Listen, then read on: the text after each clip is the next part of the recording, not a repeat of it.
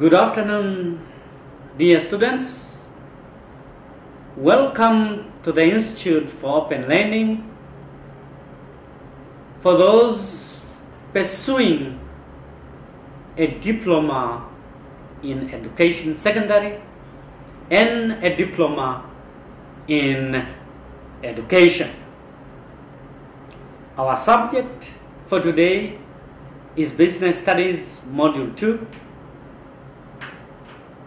Our lesson will be examination based for 2022. I am your tutor, Mr. Smanza.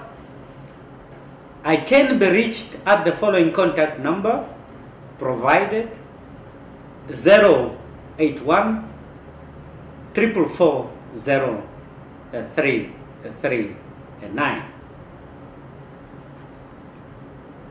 Now, what is it that you expect in our lesson? What are the many aspects of our lesson that we are going to cover today, or the purpose, so to say? We'll look at the important topics of the examination in terms of preparation.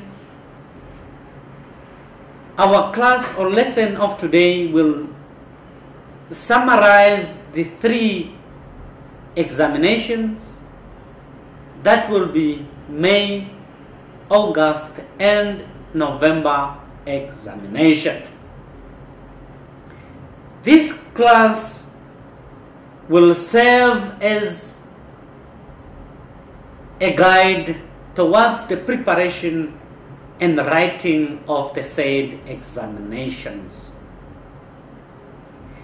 This lesson of today will not serve as a scope, but only for the said purpose of guiding towards your preparation and examination writing. Please take note. Now, I see I have missed, or technology have failed us here, that our topics of discussion for today are not covered. But anyway, it is my lesson. You are going to cover or expect the following topics of discussion. In summary, we'll look at the business terminologies. We'll look at the workplace disputes when conflict exists. We'll also look at the recruitment process in an organization, bringing in employees or finding the suitable and the wanted employees. We'll also look at the lifespan or the product cycle of the business, the stages in which a product will pass from its existence and to its exit in the market. We'll also look at the strategies that are used in pricing the products and the types of industries that one can get in any economy. We'll also look at the aspect of demand and supply, the law of demand and supply. You need to read and understand. One important aspect or terminology in business is to understand the term HIV and AIDS and its effect or impact at a workplace. We are talking about employees living with such a disease. Now,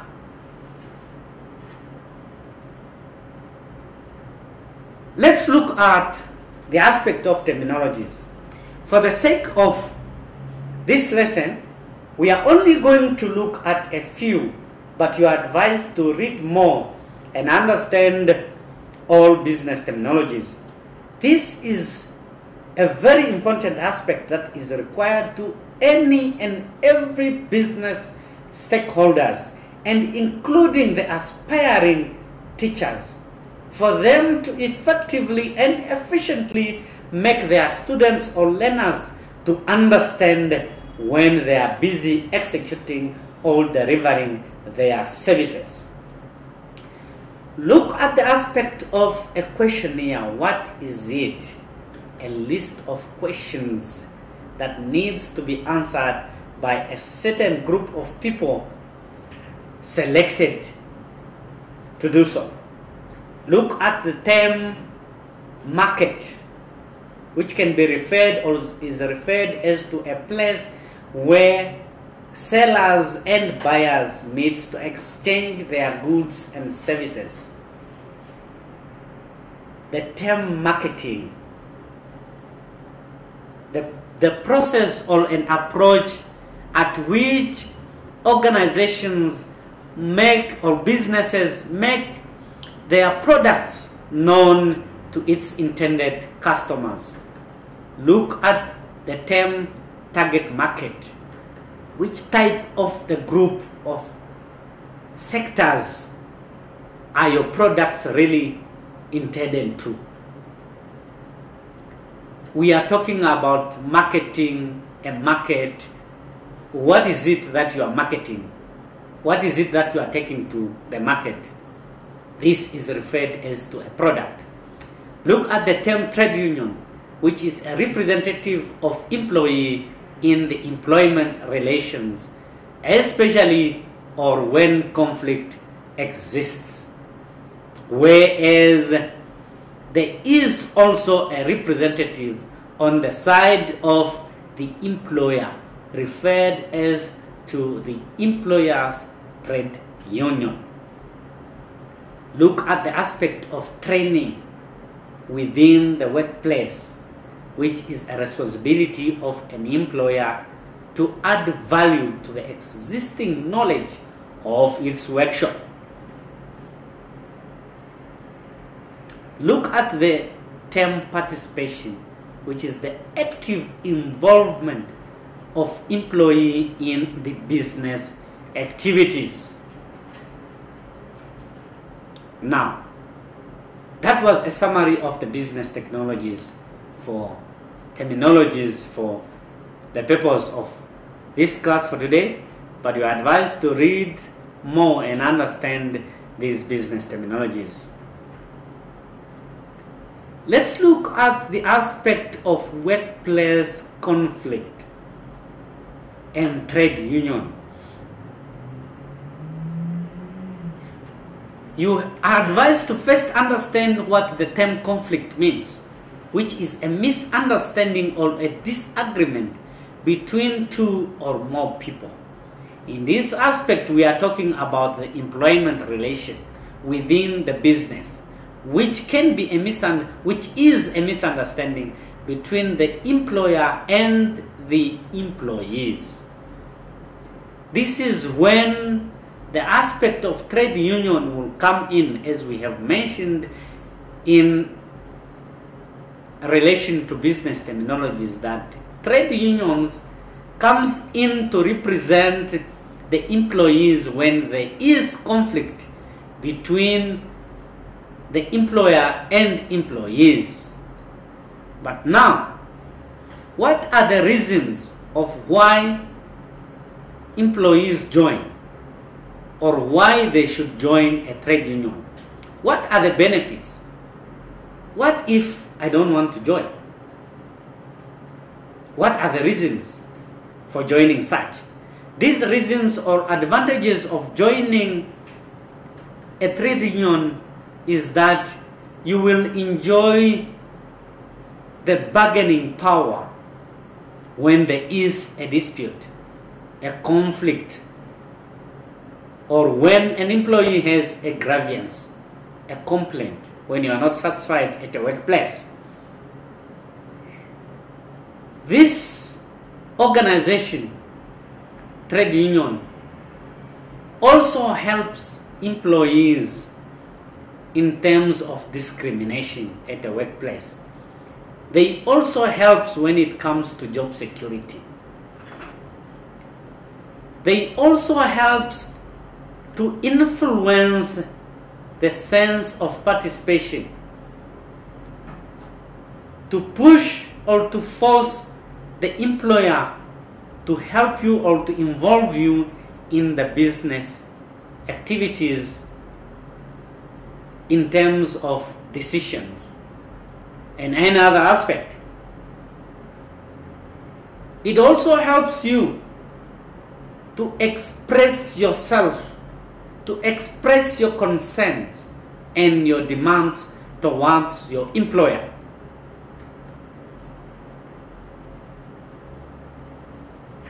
And mainly, or the main objective is to preserve the relations within this cycle, employer and employee relation. Now, the said conflict we are talking about that may exist or that can exist between the employer and employee is that there are factors that causes such or that can cause such a conflict or a misunderstanding between the employer and the employee. When there is a poor working conditions at work, there is a possibility that employees will complain that they are not satisfied with such conditions. People's attitudes, that includes either the employer or the employee, may also bring misunderstanding within the business relation at the workplace. The values and goals, very important. When the expectations of both groups are not meeting, conflict may exist. When the employer treats employees differently and unfairly, some employees will complain and will not be satisfied, and this brings a misunderstanding. Poor communication. When there is barriers in the flow of instructions or information, when the wrong language is used, when the wrong form of communication is used, there is a possibility that the other person will not get the information rightfully at the right time and at the right place. So conflict will exist. When you give too much work to an employee, too much above the standard, of course the employee will not perform. The mind will be tired. When the expected is not met, the employer will not be satisfied. Of course, that's what we call as conflict, because the expectations will clash and the other person won't be satisfied. Of course, lack of resources. This is one of the aspects that employers should take note. That when employees are given little resources to share and for them to achieve the expected results with that little resources as forms of production, the expectations might not be met as expected at the right time, in the right standard, and even at the right place. Take note and NB. Now, those are the causes. Those are the possible causes that may bring problems or challenges at a workplace. But there are solution approaches to such problems. That such problems or misunderstandings can be resolved through the approach of negotiation, the workplace forum, the approach of mediation, conciliation, arbitration, strikes, lockouts, a few to mention. Read and understand what it means when we talk about workplace forum, mediation, conciliation. What does it mean? Read and understand. Let's look at the aspect of recruitment in any employment relation. Every organization, every existence of every organization or any organization, there is an employee. Even if you are a sole trader, you are working. It is your own business. You become your own boss, you become your own employer and an employee at the same time, because you will be taking the responsibilities of both the employer and the employee. You are a sole trader, and once you add another person to assist you, that person becomes an employee. But now there is a process that one needs to follow in order to find such an employee. The employer will therefore look at defining, before hiring such a person, the employer has to define the job. What is it that the person that I want to employ needs to come and do or assist me? The employer needs to plan at the strategy that he must use to bring you in an organization or to find such an employee. It will use a checklist. There is a stage where it will use a checklist to list all the applicants that have applied for the job, then assemble such candidates, then review the credentials and application carefully, pre-screen your candidates. Then the aspect of interview will come in. Once the interviews are finished, there is an aspect of checking the background or references. Where have you worked before? Who knows you or who knows your character? In short, about the process of recruitment. Read and look for other simplified sources to define the process of recruitment. Where other sources may tell you it will start with the aspect of advertising, shortlisting, interviews, and all those stuff, simplified, but it all talks of the same thing. Read and understand.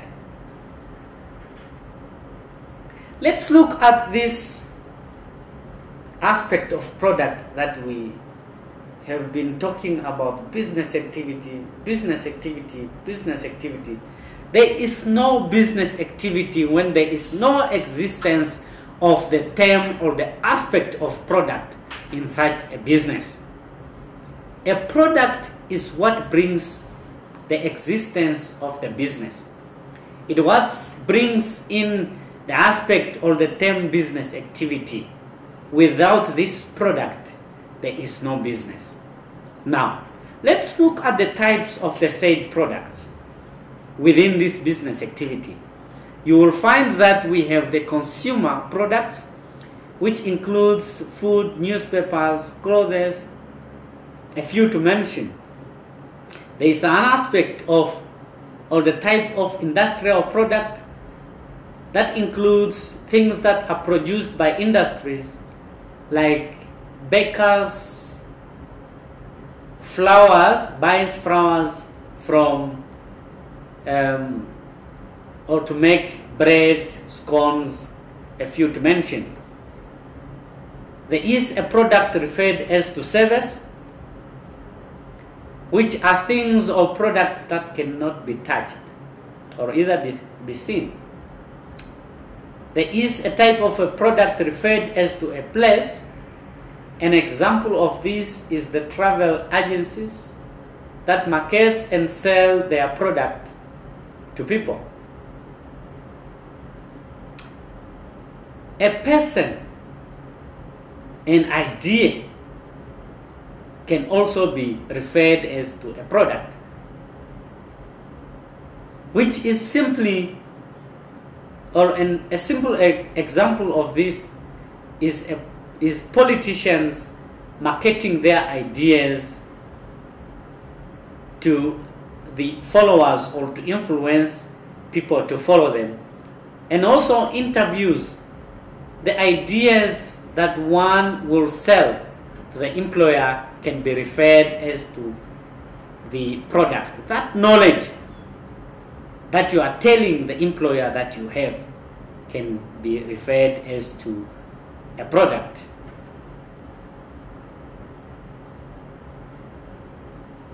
That is, in short, about the product. Now, this product that we are mentioning here, as we have summarized the types of product, any service that you provide for the for the purpose of exchange needs what we call as transport. Where are you sourcing such a product? How will it reach you? And how will it reach the intended consumers or customers, so to say? There are forms of transports that can be used to take your products from the supplier or from the manufacturer to you and to the customers. This includes the form of the road, air, sea, or railway type of transport. Read and understand.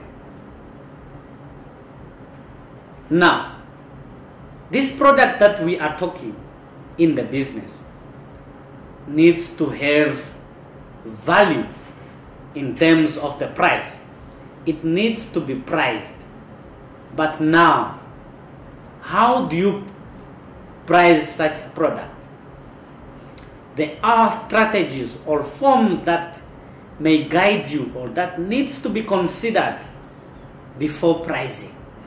There is an aspect of looking at the cost, and it is referred as to cost plus pricing when you are considering the cost of buying a product. How much do I get once I take out what I have spent on the product? That will determine you how much do you add on top of that. There is the aspect of penetration pricing. If your competitor is selling a product or a packet of sweets for $10 and you use the penetration strategy, you will therefore set your price lower than the $10. That can be $9, $6, or anything less than your competitor's price. You look at the strategy of price skimming, which is setting the price higher than the competitor. This is as opposed to price penetration. You look at the competitive pricing. What is it that the market or the other competitors are putting in the market?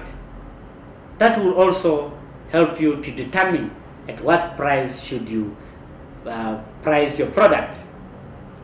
There is the aspect of the strategy of promotion, pricing strategy. When you adjust your price to attract customers. I'm selling this product. I'm selling a packet of sweets for $9. You can only get this packet or this good price within this certain period of time. If you don't buy now, you'll end up buying it for $10 in the next month. But you can only buy it for $9 when you buy it now before month end. Price promotion. We will continue, and we are continuing with the aspect of product. The term product have its existence, that there is a time when it came in the market, and there is a time that it will perhaps exit the market, or else be innovated to go back to the first stage and go back in the market again. Let's look at these stages. How does it come in and how does it exit? There are stages in which a product will go through. This includes the introduction,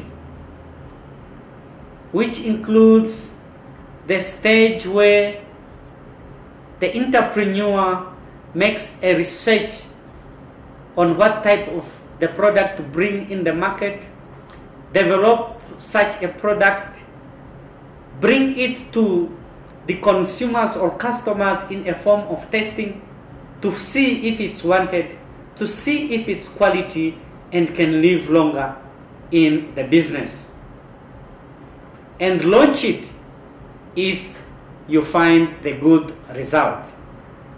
Now, once the product is in the market, it's on the shelves, one expects the product or the business to grow. This is where the growth stage comes in, where one will start to increase its sales. This depends on the demand. And obviously, once the sales increase, the profit will also increase. Now the product have grown in the market, but there is a stage where such sales will come to a standstill. No growth, no reduction.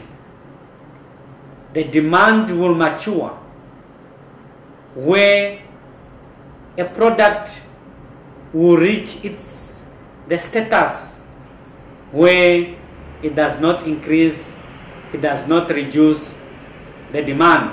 And this is now a stage where now the organization or the entrepreneur needs to use the innovation and the creative skills in the market to start to prepare to develop either a new product or to innovate the current product, to add value to it so that it starts or it continues to pick up.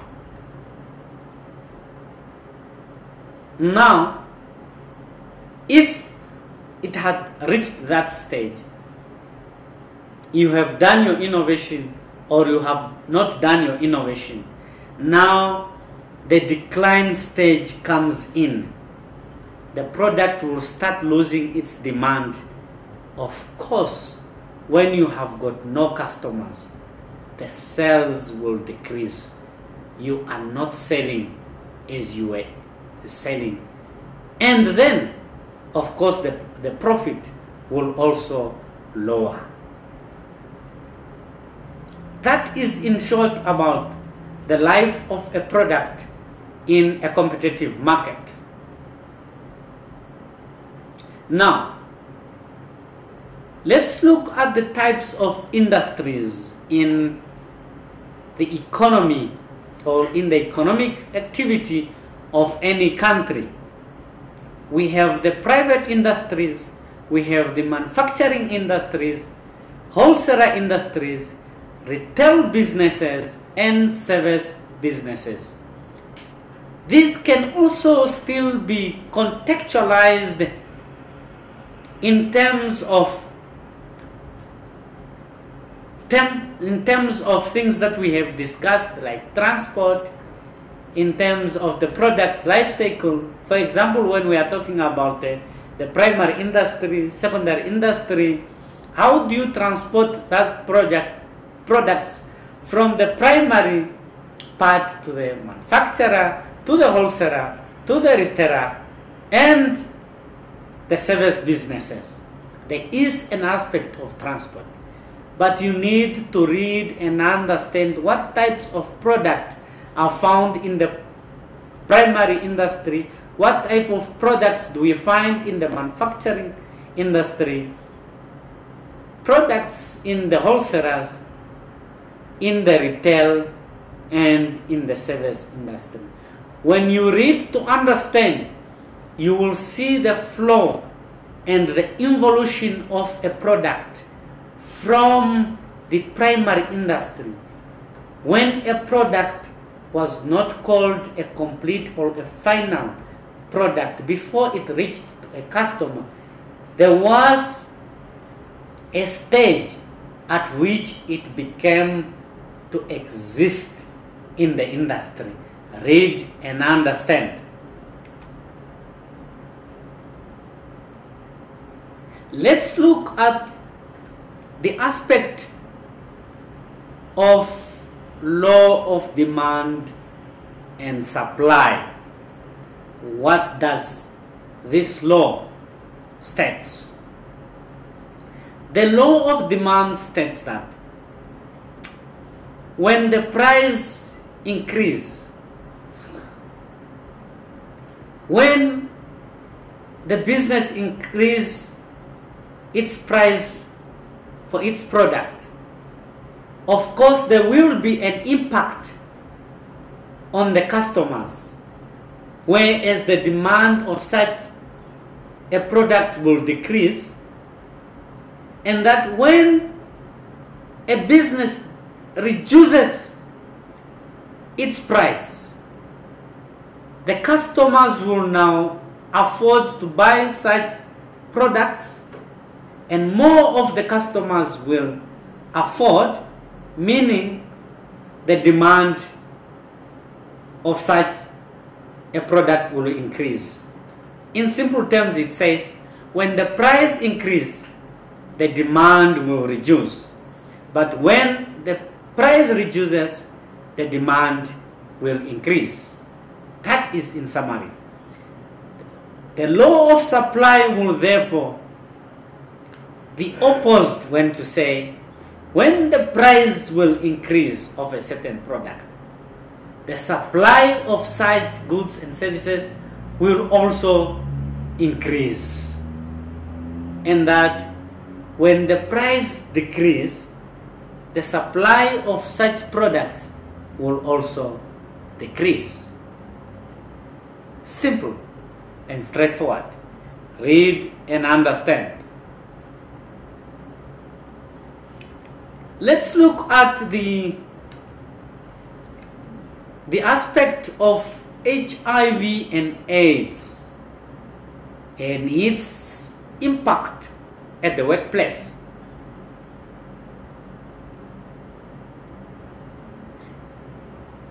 Now, HIV, for employees who have such a disease at a workplace, the country, Namibia in this aspect, and many other countries have formulated laws and policies to protect such employees from unfair labor practices at a workplace. That in relation to our country, such unfair labor practices are guided, or employees are protected by a document we refer as to the supreme law of our country. That is the Constitution. which provides that all people have the right to equality and protection against discrimination. Discrimination is a form of unfair labor practice at a workplace, and that it provides or protects employees from discriminated on the basis of someone living with such a disease. There is also a document referred as to the Labor Act. This is an act or a regulation or a law that protects employee or regulates employees or employment relation in any country, that it protects employees from unfair discrimination or dismissal and discrimination. Dismissal and discrimination are all referred as to unfair labor practices at a workplace.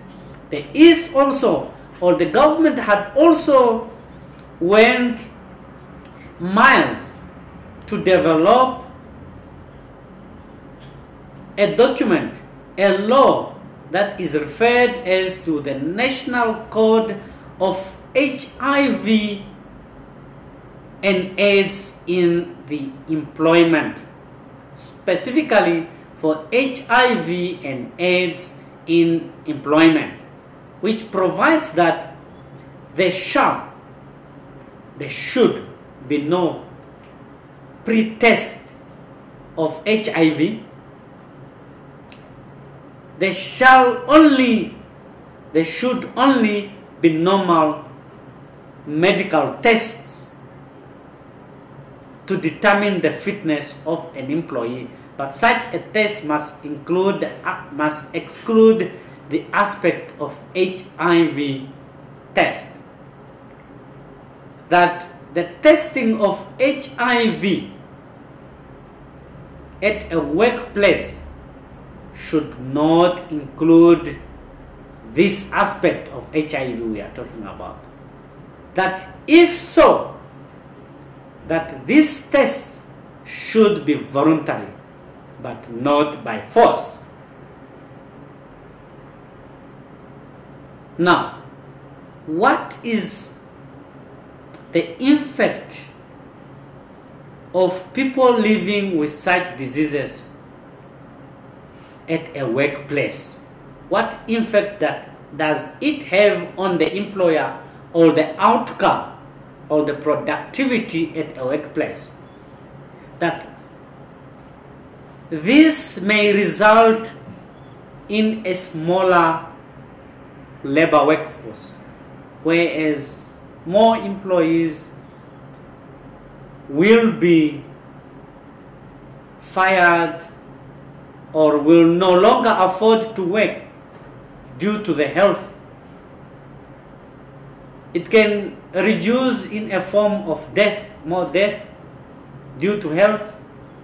A few to mention that the productivity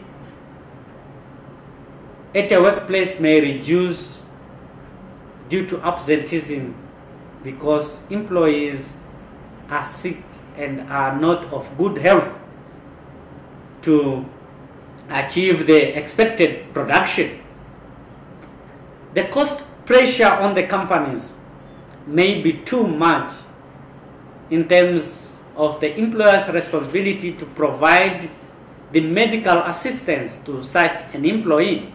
Employers will spend much for so long to take care of such health of the employee. Lower labor income, low population translation into lower expenditure, increased private sector demand for health services. When you have too much people of such status, the private sector will grow when it has more customers or when the demand of such increase. Of course, it may also impact the government on its expenditure in terms of providing services for such. Read and understand. A few we have discussed on the topics, but you are also advised to look at the aspect of advertising, marketing, industrial and consumer products, social and economic objectives, communication, types of packaging, and products to be successful. Look at the examination preparation and writing aspect, whereas in terms of preparation, look at the aspect of reading instructions carefully before you write. Look at the aspect of concentrating on your study guides and also other sources that may be referred as to the library and internet.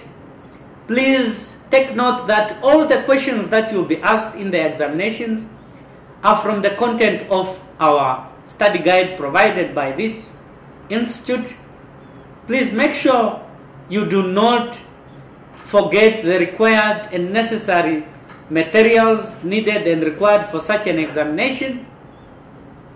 And take note that you find out the information in relation to the venue and time in advance. That is in short about the preparation aspect. Now, when the preparations are done, there is an aspect of during the examination. It is this time that you are in the hall. It is time to write. Make sure on a social basis you pray before you start writing. Make sure that you carefully read the instructions of the examination carefully for you not to be disqualified or to lose marks. You are advised and cautioned that you are not allowed to take any form of the note into the examination unless required. Please, you are advised to take note of the marks allocated at the end of each question in order to get the required marks. Make sure you understand the verbs provided or the verbs that you'll find in any question. That may include the terms such as discuss, briefly outline, differentiate, list, and compare. Read and understand. My dear students,